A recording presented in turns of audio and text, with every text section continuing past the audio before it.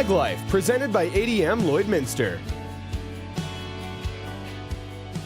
Hello again, everyone. Welcome to Ag Life. I'm Gerard Lampow. On the menu, the battle for the mind as we deal with consumer perceptions. We have a chat about the legal options of passing on that family farm legacy. And it's time for a treat, a triticale treat. But first, keeping grain bags out of landfills is just one aspect of this next story. I find out there's now a way to keep the value added of reusable garbage in Saskatchewan. These 4 old hog barns were built on 56 acres of land in 2000 and were abandoned in 2007. They sat empty until 2014. Since then, it's been repurposed to collect waste from 5 Saskatchewan municipalities.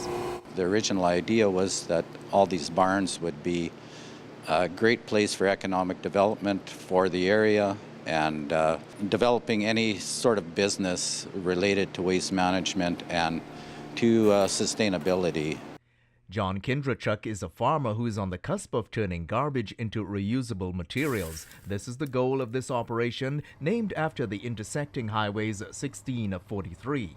Each barn is 20,000 square feet with an office building, and there's a 3-cell lagoon system that we're using, one for burying waste, one for collecting leachate, and one for whatever next for expansion. Of concern to agriculture is diverting grain bags from landfills or being burned on the farm. Clean Farms Canada is the program manager for recycling grain bags. In 2018, more than 1,000 metric tons of grain bags has been recycled. We're assuming this is approximately 50% of the material that's out there. And our goal is definitely to try and get to that 75% recycling rate in Saskatchewan for grain bags. Clean Farms is also interested in addressing the needs of municipalities collecting grain bags so they can get closer to recycling targets. So that producers can bring this material in, the sites can ship the material, and the recyclers can recycle the material. So it's really an integrated partnership to make sure the material is as clean and as less contaminated as possible so that we can keep the cycle going. Moving garbage also needs a reliable collection service. Recycling of single-use items like grain bags and plastics means it can be used again. The cleaning of it, the processing of it, and as John was saying before, the pelletizing of it, and it's just plastic again, and it can be reused rather than being landfilled. So there you have it. Still to come on our show, facing up to consumer perceptions. Do stay with us.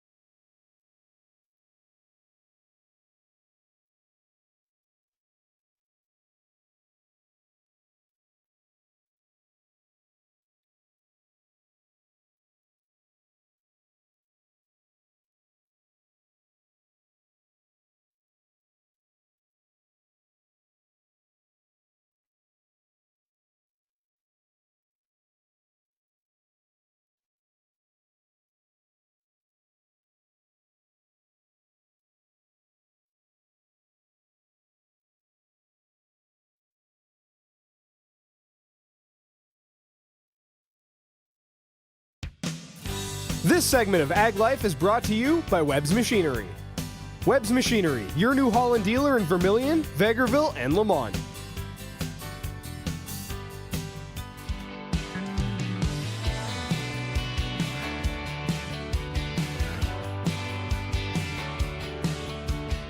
Welcome back. Winning the battle for the mind is key as ag producers seek to address consumer perceptions. Let's check out farm and food care.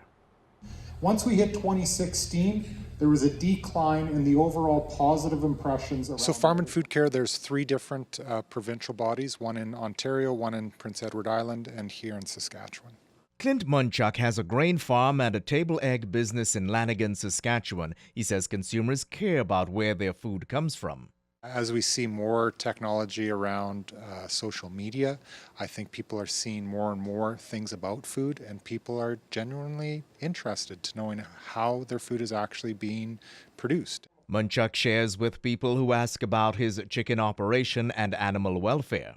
I walked her through exactly how we raise our hens and showed her actually a video that I've posted on my YouTube channel that shows how the hens are treated. And at the end, she went, "It's so great to actually see this is how you care about your birds." Munchuk says producers need to tell their stories in the face of misinformation. One such issue is the neonics honeybee population debate. Based on an event that happened back in 2006 to 2008, where there was a collapse of colonies in North America.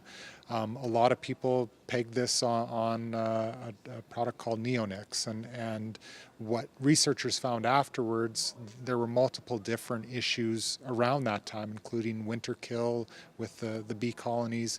And what we see right now is there's actually increasing honeybee populations here in Canada and the United States, and we continue to use the product like neonics.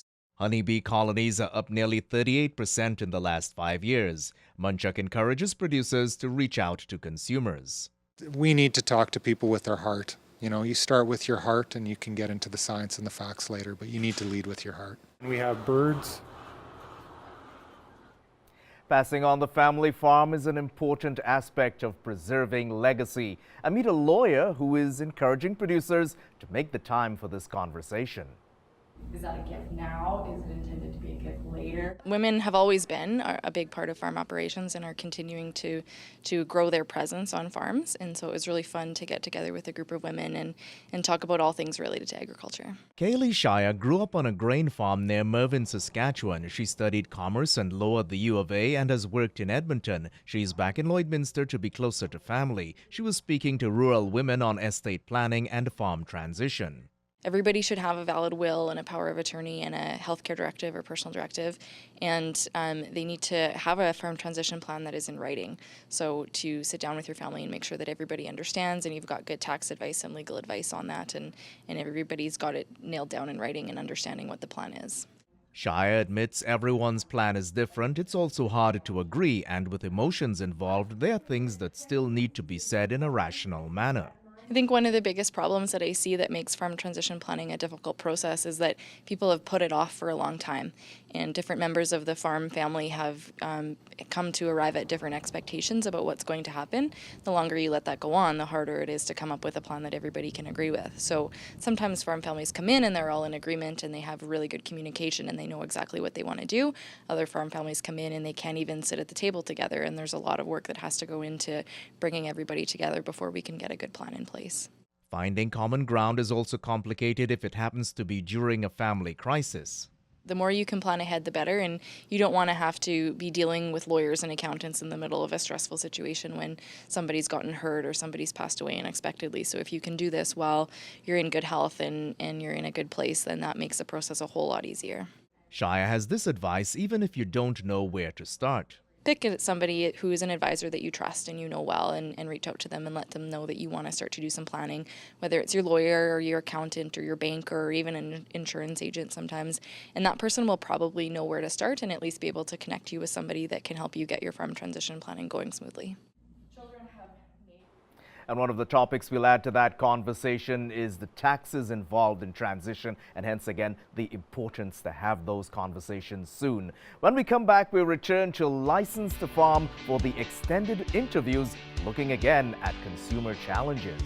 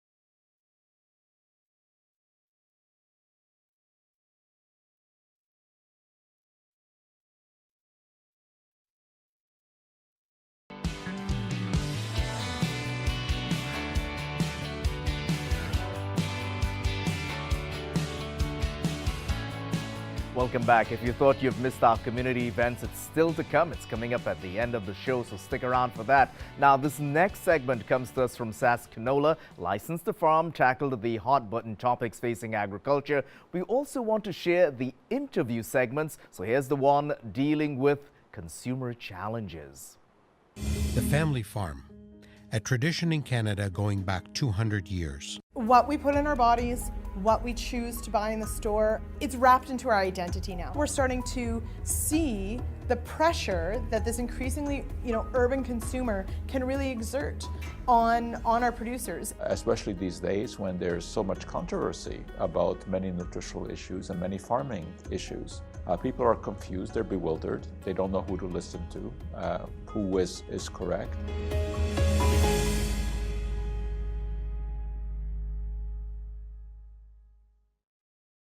Relatively, until recent times, until 70, 80 years ago, 70% of the population was somehow involved in farming. Today, it's less than 2%. 2% of the population is providing the fantastic amount of food that we enjoy. Well, that obviously had to come about with some innovations in technology. There's concern about GMOs, about genetically modified organisms, mostly because people don't really understand what they are.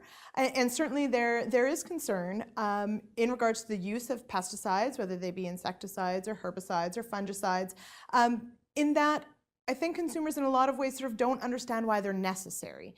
There are very few emotions that humans have that really make us want to act, and fear, that's one of them. If we're reading things, and especially as a mom, or if you're making decisions for your family, and you see something that's alarming, it's natural, I think, to want to err on the side of caution. A lot of the activists, who promote what I consider are illegitimate fears about our food, do it very well. You have to give them begrudging respect for their activism. They come out with very romanticized arguments, not scientifically based, but very, very compelling. Things like the anti-GMO movement or the move to regulating pesticides. It is an incredibly large and powerful group. With every sort of added regulation or policy that gets put into place based on consumer concerns as opposed to scientific concerns, we run the risk of moving towards the point where the practicality component gets taken out entirely. What we have is good. We're doing good things. What is really important to me is where this technology is going to take us. Things like using less water to produce the same yield, using less nitrogen to produce the same yield. These are the sort of traits that I think resonate with consumers. So I think it's very important to point out to people the difference between scientific knowledge and hearsay and emotion and the all-knowing they say. Well, who is the they? It is not the people who are doing the legitimate research in that area. We live in a world of very quick snippets of Facebook posts and Twitter handles and 140 characters and tight headlines, and we skim. We don't really read. We don't necessarily think super critically or question where the information's coming from all the time. There are things that pop up on my feed that I really want to say, did you even look where this came from before you hit share? And I think it's our job in the scientific community to try to counter that, to instruct people on how we in the scientific realm really know what we know.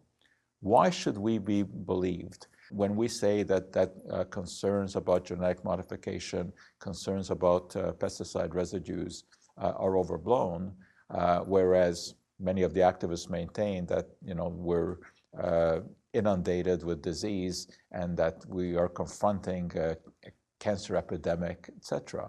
Why is it that isn't really correct, and why should they believe what we say?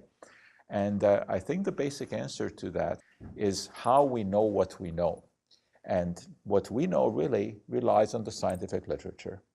It relies on what we refer to as the peer-reviewed scientific literature, whereby a scientist will do some kind of study, submit it to a journal.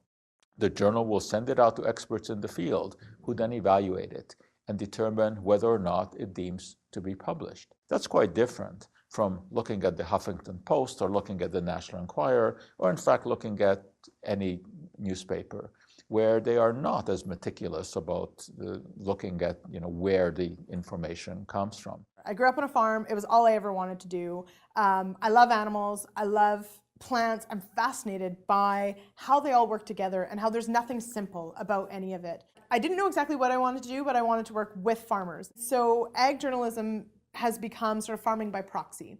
I get to chase down anything I find interesting. The farmers I know that I get to work with, that I have the pleasure of working with, are incredibly passionate. These are people that are just so down to earth and so connected with what they do. Just because someone is a conventional farmer doesn't mean they're not also an environmentalist. It doesn't mean that a farmer doesn't also worry about the safety of the food that they feed their family. Farmers are also consumers. They make choices in the grocery store just like we do, just like their customers do. So whenever we look at concerns that people have about modern farming, you have to look at the other side, about what it has allowed us to have. Is this vast food supply. We don't necessarily get that reality check of what it really takes to have avocados in the grocery store 12 months out of the year. The average consumer wants to buy fresh vegetables and lovely produce and the meat that they choose and all these sorts of wonderful things. They want them to be available, but they don't always think about what it took to get them there. My feeling always has been that high school students should be made to spend 2 weeks on a farm.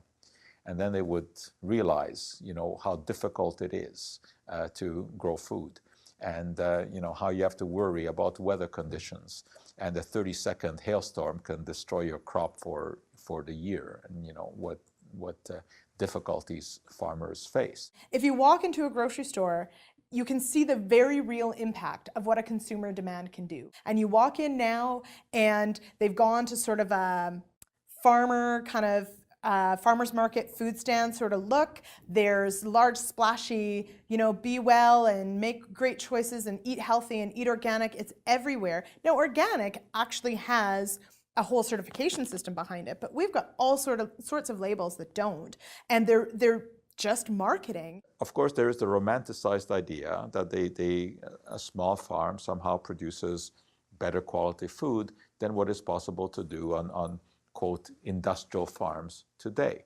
Well, how do you evaluate that? The only way to evaluate it is based upon the chemistry of the food. You take a look at that pea or that apple that is grown on the small farm.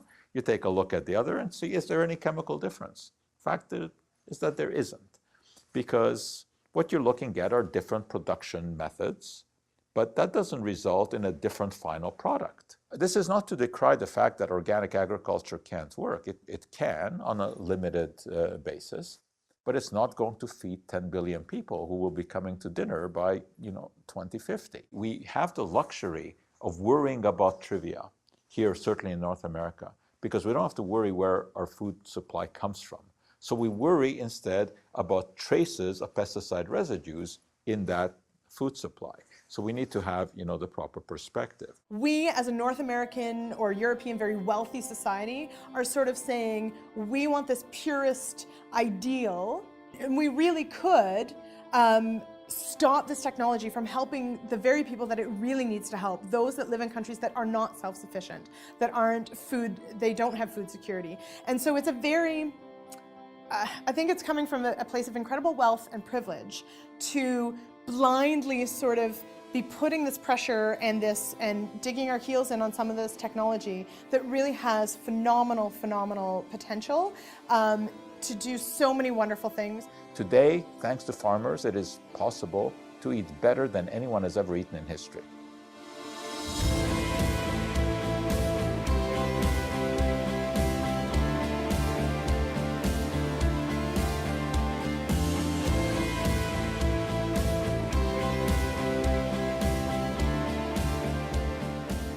There you have it, Joe Schwartz, a chemist who spent his life sharing and breaking down chemistry so that we could all understand it. Lindsay Smith, someone I can take a page out to, an editor who gets to meet and hang out with lots of great ag producers there and sharing their stories. Well, when we come back, we look at the feeding options that cattle go through to, get through those colder months. Do stay with us.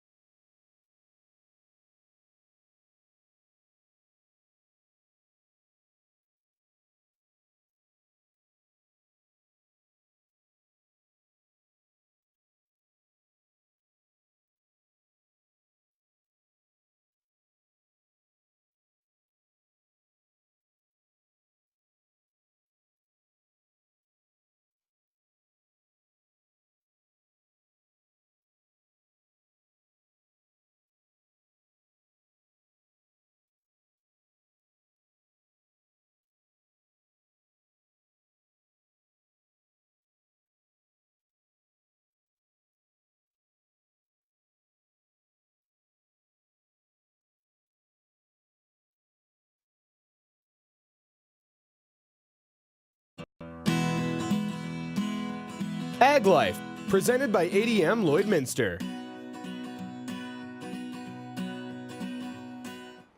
Well, triticale, the name alone sounds like a treat for cattle to eat. Some more now on the feed options that get producers and cattle through those cold winter months. Because triticale tends to be maybe some issues in palatability or dry matter intake, and so we looked at it maybe as another alternative to oat or barley.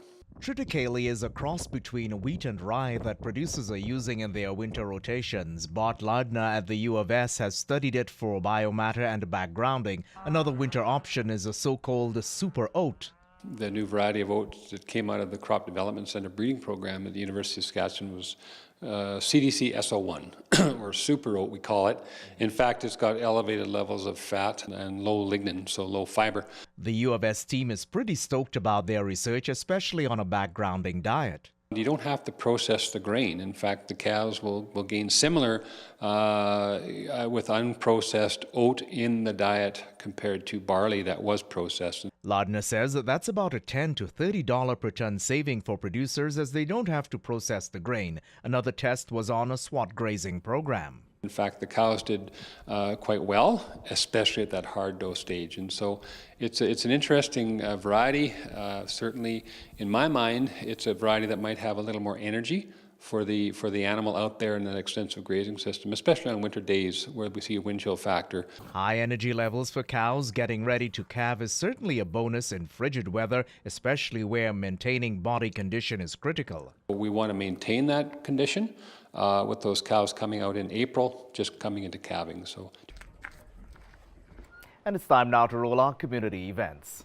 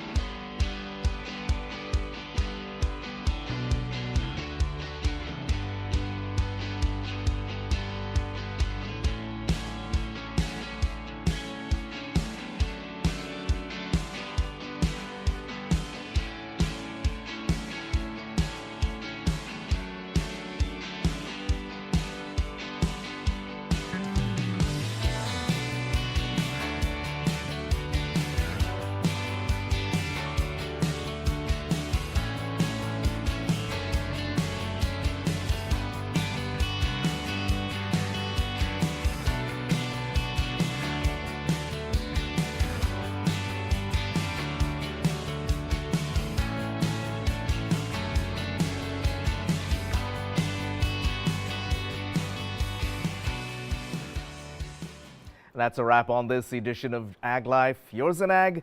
Take care.